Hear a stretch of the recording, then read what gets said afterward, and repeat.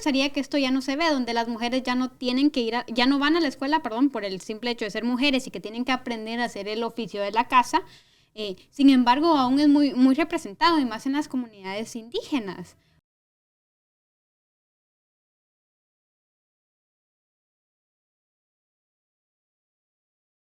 Las opiniones representadas en este podcast no representan las opiniones de la Organización de Estados Americanos, su secretario general y sus Estados miembros. Sigue escuchando para conocer más de este nuevo episodio.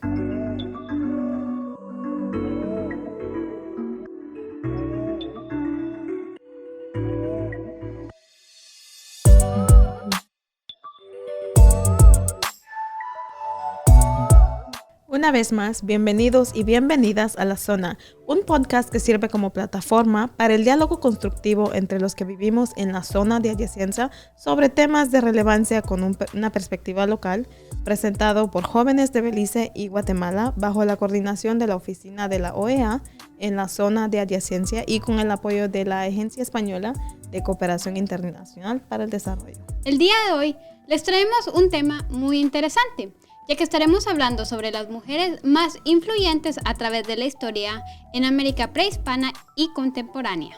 Así es, también vamos a estarnos refiriendo a la labor que adelanta la Comisión Interamericana de la Mujer, organismo especializado de la OEA para el empoderamiento femenino y la equidad de género en la región.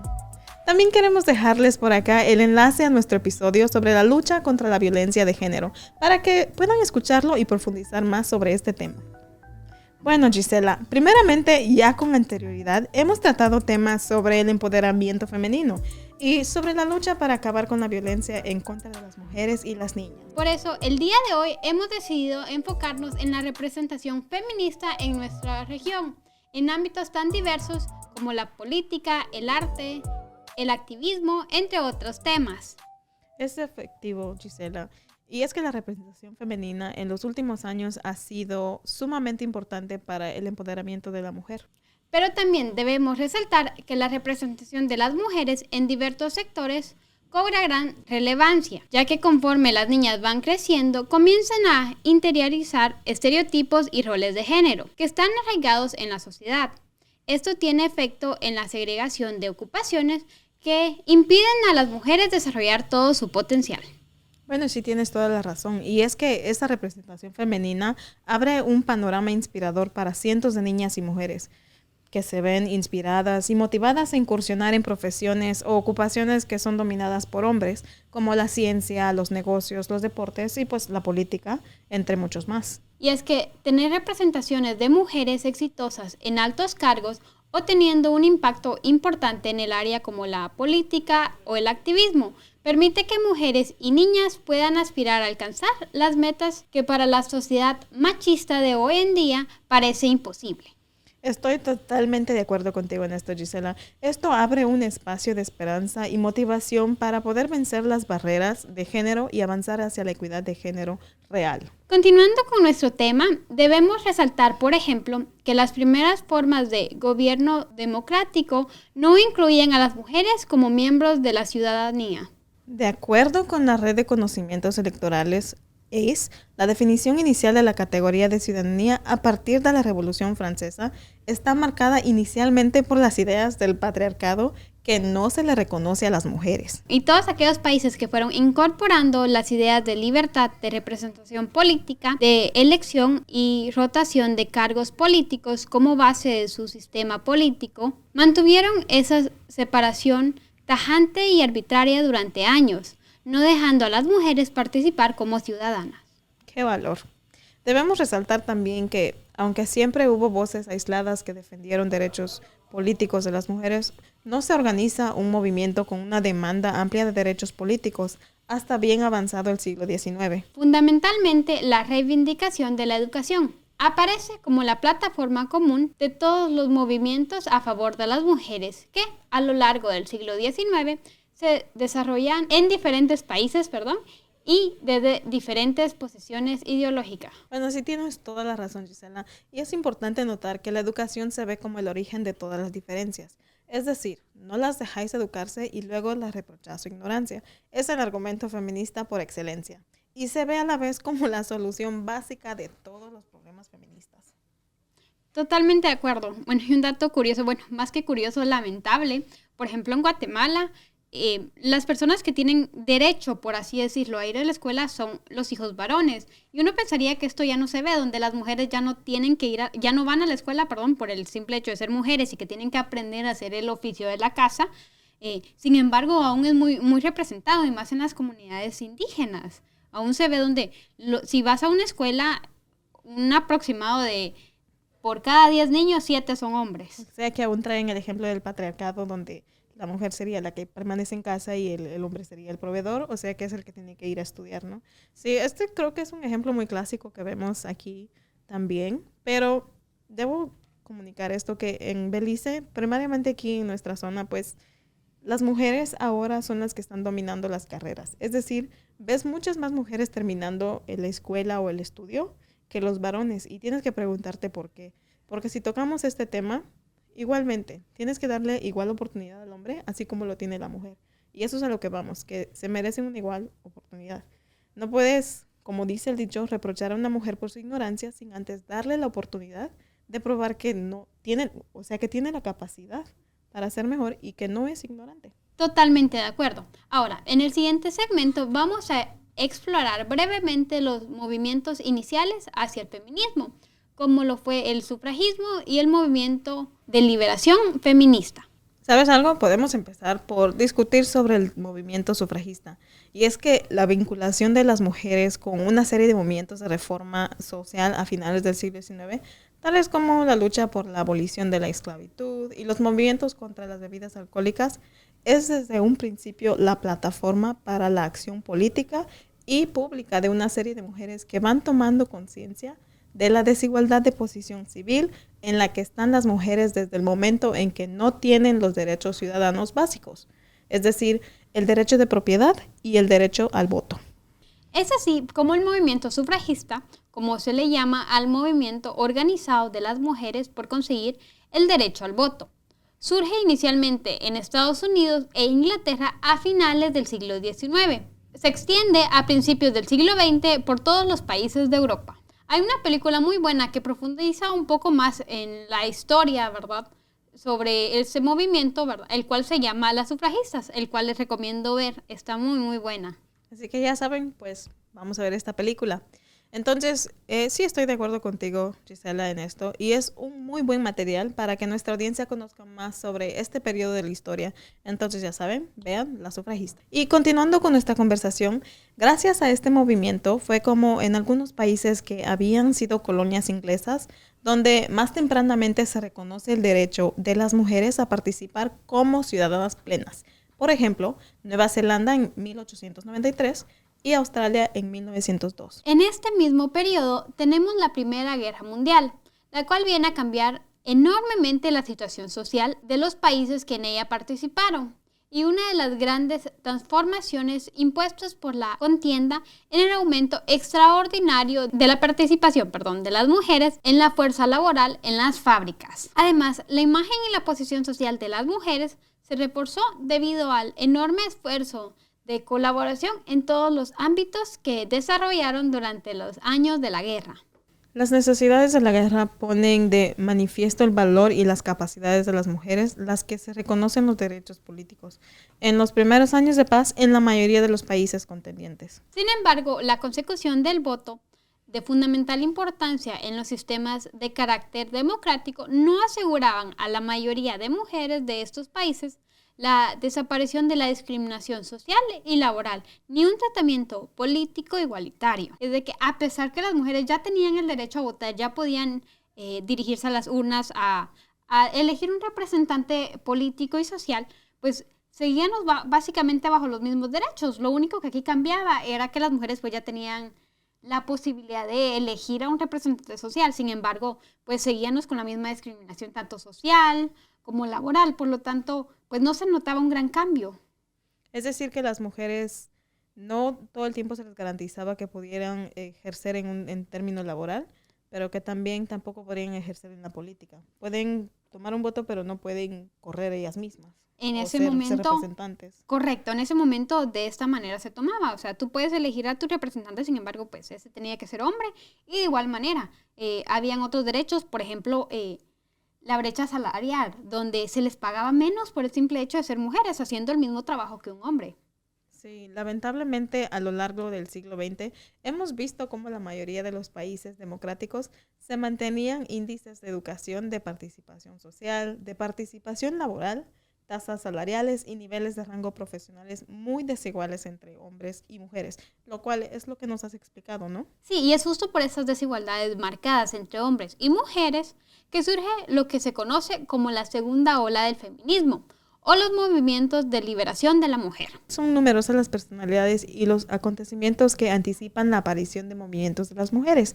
Debemos señalar especialmente 2 obras que le van a dar el aparato argumentativo y teórico a tantas mujeres que pretenden cambiar sus vidas y pretender tener mayores y más justas oportunidades de participación pública. En 1949, el libro de Simone de Beauvoir, espero estar pronunciando eso bien, El segundo sexo, y en 1963 el libro de Betty Friedan, La mística de la feminidad, ponen en relieve la situación de inferioridad social y política en la que estaban las mujeres de los países democráticos más desarrollados y ofrecen a miles de mujeres una nueva visión de aquellos aspectos de la vida social en la que la religión, la filosofía, la política y la vida familiar tenía oprimidas a todas las mujeres de aquel entonces. Es bueno comentar que la expansión de los movimientos feministas es muy potente en los comienzos de los años 70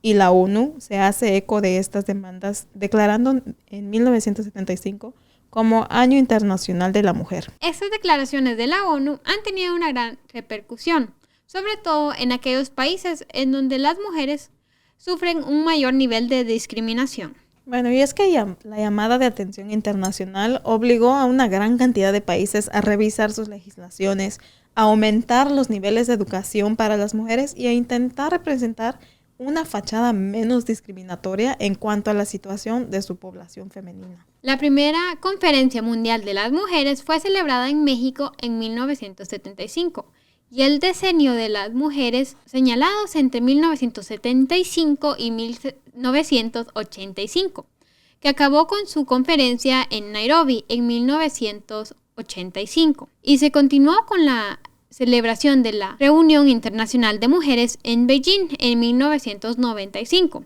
Han sido hitos históricos apoyados internacionalmente por los gobiernos de la mayoría de los países del mundo. Arriba las mujeres.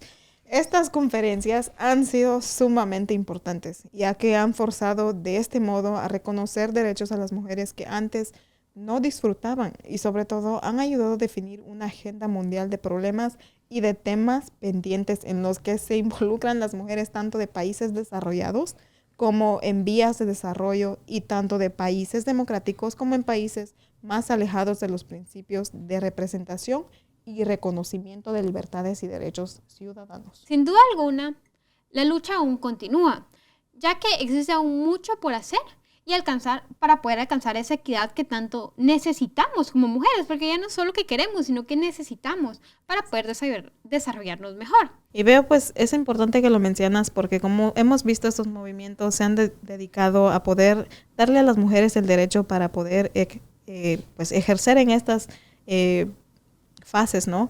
Y pues en nuestra próxima sección vamos a estarles presentando la labor que realiza la entidad del Sistema Interamericano encargado de velar en pro de la defensa de los derechos y libertades de las mujeres latinoamericanas y del Caribe. Como les mencionamos anteriormente, la Comisión Interamericana de la Mujer es el organismo especializado de la Secretaría General de la Organización de Estados Americanos, la OEA, y es encargada de velar y promover los derechos de las mujeres y la equidad de género.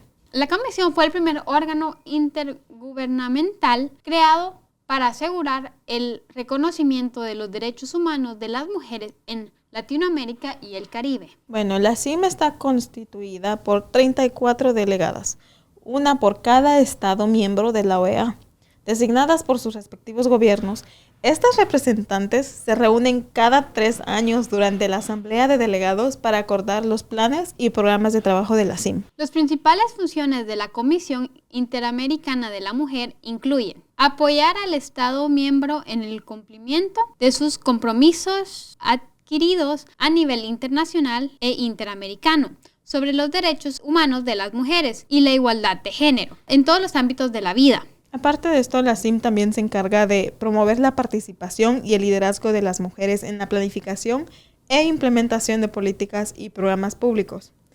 También asesora a la OEA en todos los asuntos relacionados con los derechos de las mujeres y la igualdad de género. Además de esto, la CIM adelanta un análisis regional de la situación de las mujeres que nos parece importante compartir con nuestra audiencia. Muy bien, pues audiencia, prepárense porque aquí vamos. Y es que de acuerdo con la Comisión Interamericana de la Mujer, en las Américas, la participación de las mujeres en los parlamentos nacionales se ha triplicado en las 2 últimas décadas, pasando de un 13.35% en el año 2000 al 30.7% en el año 2018. Y es la región del mundo con más mujeres parlamentarias, pero aún lejos de la paridad. Adicional a esto, la CIM resalta que en América Latina se mantiene como la región más avanzada del mundo en materia de regulación normativa y protección de los derechos de representación y participación política de las mujeres. Algo que podemos agregar a esto y que podemos ver aquí, pues particularmente en Belice, como lo hemos notado, es que por primera vez tenemos una alcaldesa, Mayor Sharon Palacio de Belmopan. Normalmente siempre hemos tenido alcaldes tomando la posición municipal, ¿no? Pero ahora tenemos una alcaldesa. Y también es importante notar que la primera secretaria general de Belice fue actualmente Daminita Gordon, que ya pues ha fallecido, ¿no? Y ahora pues tenemos esta inclusividad de que estamos aprendiendo a aceptar que las mujeres también tienen participación en parlamento, en la política, tanto como los hombres, ¿no? Totalmente de acuerdo. Así que pues ahí vamos, Belice. De acuerdo con la CIM, ha habido un avance histórico en los países que han adoptado o alcanzado la paridad de género. Por ejemplo, Bolivia con 53.1%, México 48.2%, Granada 46.7%, Costa Rica 45.6%, Nicaragua 44.6%, Argentina 38.8% y Ecuador 38%, que claramente destaca que la paridad como el camino a seguir para incrementar la representación de las mujeres. Sin embargo, también se debe de resaltar que la lucha por la equidad y paridad de género continúa.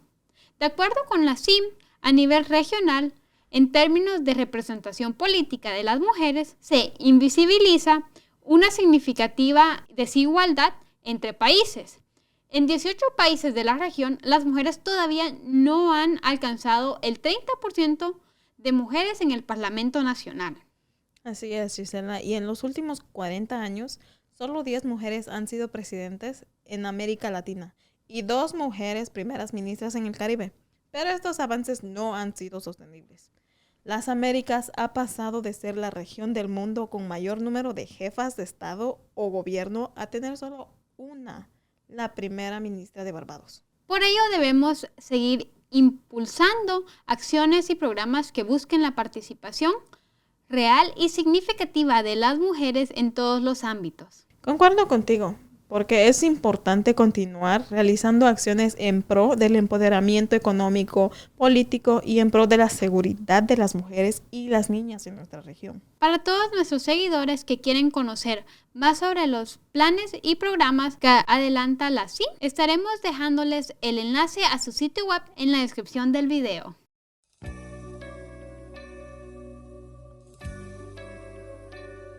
Rigoberta Menchú nació en Uspantán, Guatemala, el 4 de enero de 1959. Es una indígena guatemalteca, miembro del grupo Quiché Maya.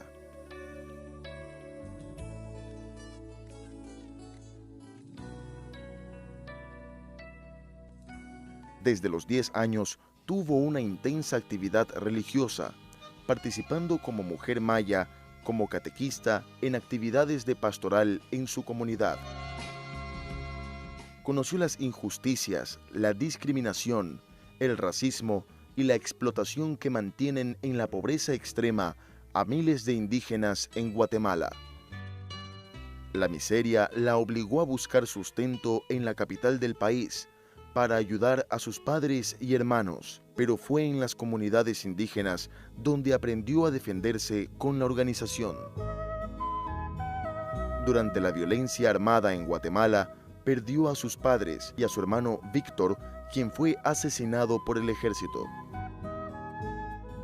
Desde muy joven, se involucró en las luchas reivindicativas de los pueblos indígenas y campesinos, siendo miembro fundadora del Comité de Unidad Campesina y de la representación unitaria de la oposición guatemalteca, lo que le valió la persecución política y el exilio a México en 1981.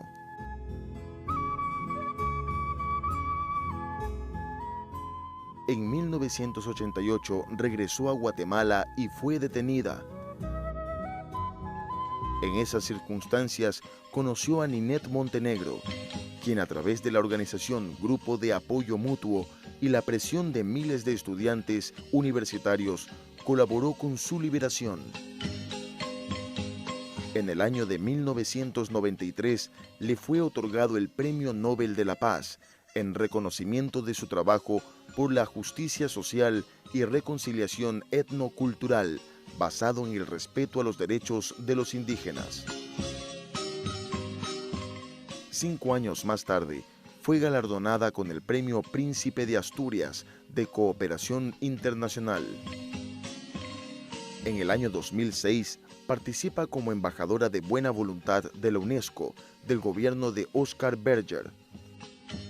El 12 de febrero del 2007, anunció que se postularía para la presidencia en las elecciones presidenciales de Guatemala. Su esperanza de ser electa y ser la primera mujer en ocupar el cargo en su país no se pudo hacer realidad, ya que en las elecciones generales del 9 de septiembre del 2007 obtuvo el 2.7% de los votos. Recientemente se involucró con la industria farmacéutica mexicana como presidenta de la compañía Salud para Todos, con la finalidad de proveer de medicinas genéricas a los indígenas guatemaltecos. Rigoberta Menchú es un ejemplo digno de seguir por su calidad humana y luchadora.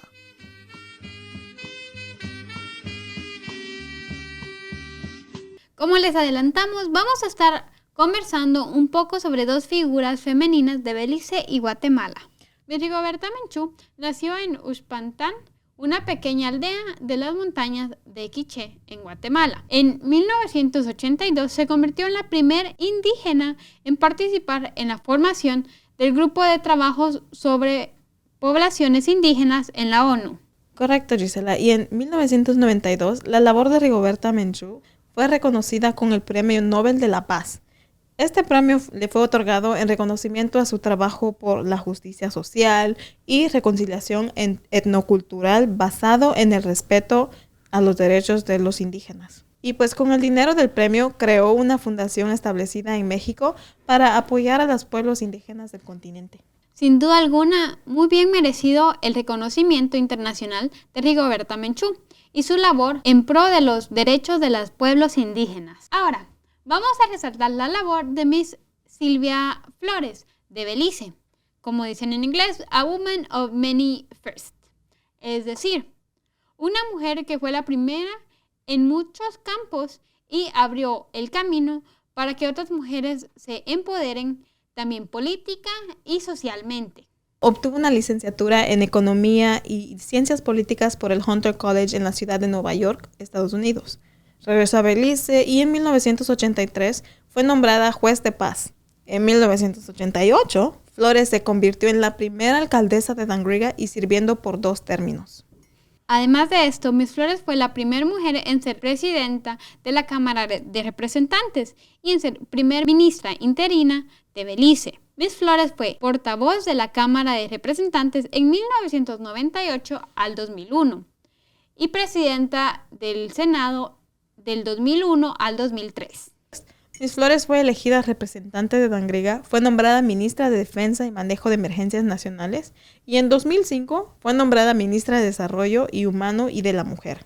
Después de retirarse de la política, volvió a la docencia. Es impresionante, ¿verdad? Ese gran trabajo que hicieron y el llamado vocacional que tuvieron estas dos mujeres, no solo para servir a sus comunidades y sus países, sino para romper estereotipos y el techo de cristal que es impuesto sobre las mujeres por el patriarcado. Sin duda alguna es algo que hay que resaltar, ¿verdad? Y que sigan habiendo mujeres así. O sea, este es un llamado tanto para nosotras como para todas las mujeres.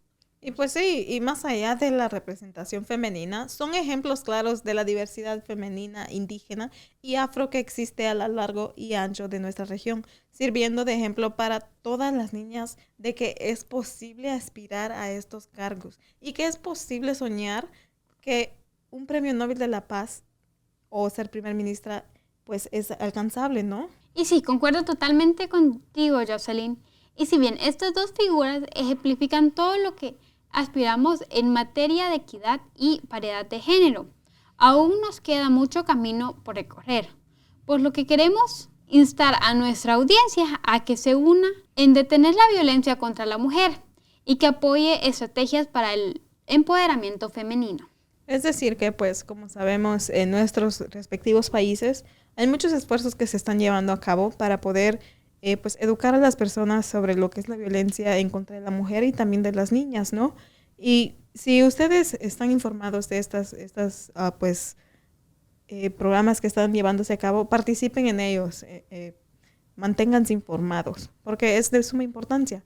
Y pues nos queda muchísimo por hacer en materia de empoderamiento político y económico de las mujeres, pero hay que seguir adelante con esto, ¿no? En nuestra próxima sección vamos a conversar rápidamente sobre algunos recursos que podrían ser de utilidad para empezar a empoderar a nuestras niñas desde muy temprano. There are stories of 11 women, 9 of whom are living, and the 2 who have passed are the bookends of the other 9 stories. So the book actually begins with the story of Jane Ussher, the credit union icon who became a politician.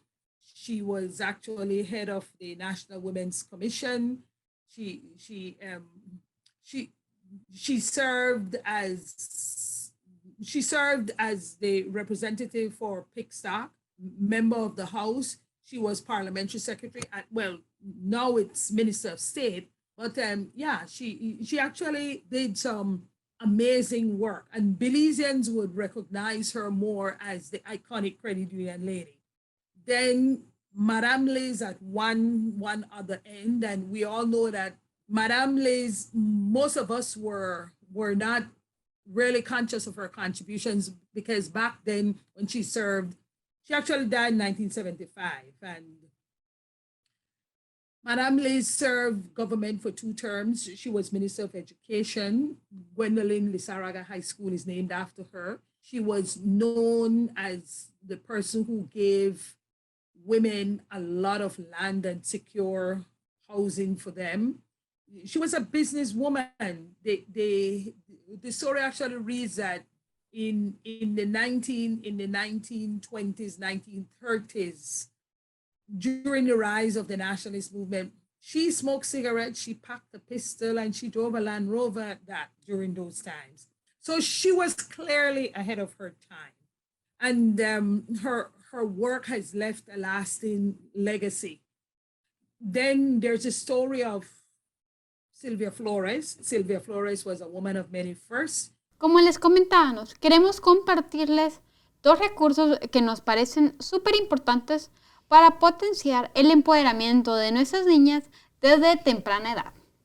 Así es, y se trata de 2 iniciativas súper interesantes. Una es el sitio web Grandes Mujeres Latinoamericanas, un proyecto pensado para fomentar la igualdad de género entre niños y niñas de la escuela primaria de todo nuestro continente. También pueden acceder a la lista de reproducción en YouTube que resalta a las grandes figuras regionales. En este sitio web, que les dejamos en la descripción del video, podrán encontrar recursos educativos para la escuela primaria que visibilizan los aportes de las mujeres, fomentan la igualdad de género y celebran la diversidad. Importantísimo, celebrar la diversidad. También queremos comentarles sobre el libro Las Latinitas, un libro que resalta los éxitos de mujeres latinoamericanas imparables. El libro, con ayuda de material ilustrado, resalta la biografía de 40 mujeres latinoamericanas y del Caribe, detallando sus logros y contribuciones a la vida de sus países y la región. Bueno, pues y como hemos comentado antes, es importante informarse y mantener pues este conocimiento, ¿no? Pero también es de suma importancia que nuestras jóvenes, nuestras niñas empiecen a comprender sobre estos temas, porque pues nunca es muy temprano para empezar a aprender. Les dejamos los enlaces a estos recursos en la descripción del video y esperamos que los disfruten. Antes de terminar, pues quisiéramos primero dejarles un consejo, pues vayan afuera, encuentren en el internet, busquen información y manténganse informados, tanto mujeres como hombres, sobre estos temas, porque entre más sabemos, más podemos comunicarnos y más podemos romper estas barreras. Tal cual, igual hay una frase muy conocida que se usa, que el que no conoce la historia, pues está condenado a repetirla. Entonces, informémonos para poder avanzar. Y con eso llegamos al final de otro episodio de su podcast La Zona. Muchas gracias a la Agencia Española de Cooperación Internacional para el Desarrollo y a la Organización de los Estados Americanos por el espacio de diálogo entre jóvenes de Guatemala y Belice. Gracias por escuchar a todos. No se olviden de suscribirse y compartir el episodio en sus redes sociales. Les recordamos que tenemos un grupo de WhatsApp, La Zona, donde pueden opinar sobre los futuros episodios. Se pueden unir al grupo escribiendo al número 501-610-6884. Esperamos que escuchen nuestro próximo episodio del podcast La Zona. Gracias por escuchar este episodio. Gracias y a la próxima.